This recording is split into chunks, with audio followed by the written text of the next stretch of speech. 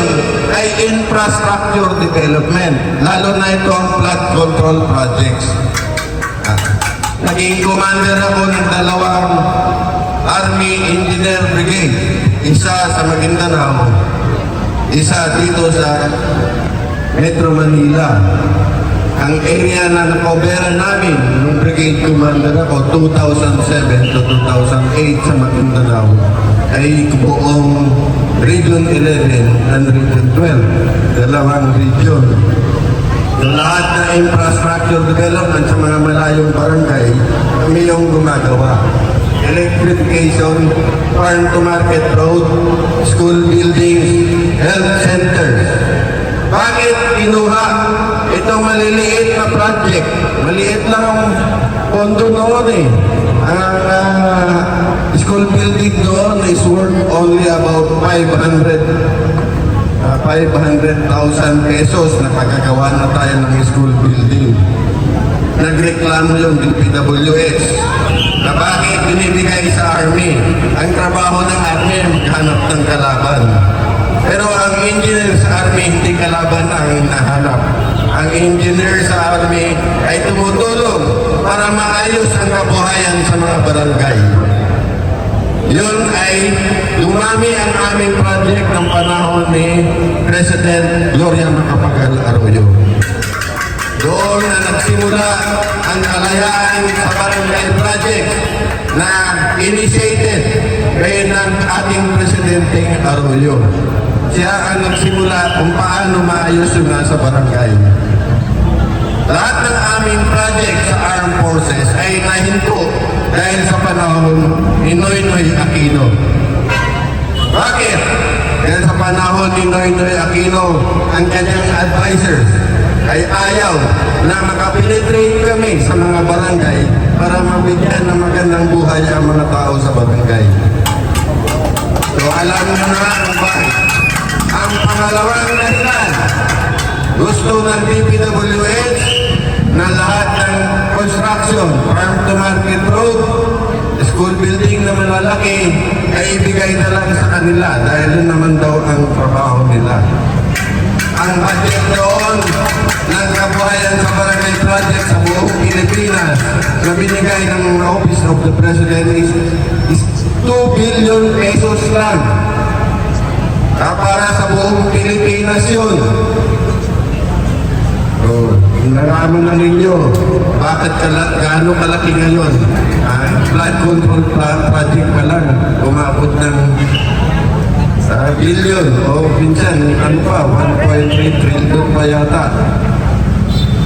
So ganun, kaya ayaw ng DPWH ng Office of the Peace Process sa Office of the President doon na bigyan ng mga project ang mga Corps of Engineers sa Armed Forces dahil gusto nilang hawakan ang pondo ng bayan. Ngayon, nakita na ninyo kung paano nila winawalban ang pondo ng bayan. Ito ay napapatunayan sa mga dokumento na nakukuha sa mga opisina ng gobyerno. So, ngayon, gusto na sanang ibalik. Pero talaga ito, too late na. Ayusin na lang nila ang DPWH, ang Department of Education for school buildings, yung agriculture for irrigation system, marami pang infrastructure na dapat gagawin. Ang DPWH naman, dapat mag-focus na lang sa road construction, saka yung ang problema, maka-focus na naman sila doon sa yung pinaka-issue ngayon, flood control projects. Andyan kasi sa kanila yun. So, hanapan na lang siguro ng paraan paano ma-divert yung mga projects sa ibang department para mabawasan sa ngayon ang kanilang mga nasasakupan. So, ganun ang nangyayari sa ating bansa. Ang corruption ay nasa process na ginagawa ng ating gobyerno. Pag-aralan sana ng Senate at ng Congress kung paano naibulsa yung mga pondo dahil sa proseso na ginagawa hanggang sa may pa-implement itong mga construction project ng kontraktor. Ang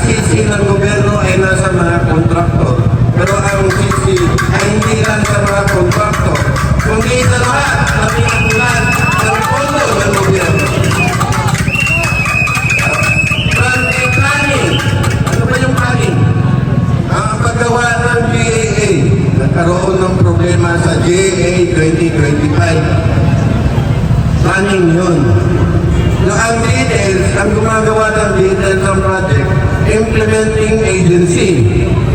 Kung sino ang nakatoka sa mga construction projects, ibibigay yun sa implementing agency. Kung may sabit, paano may bulsa, ibaba yun ng implementing agency doon sa contractor. Sino magre-release ng pondo?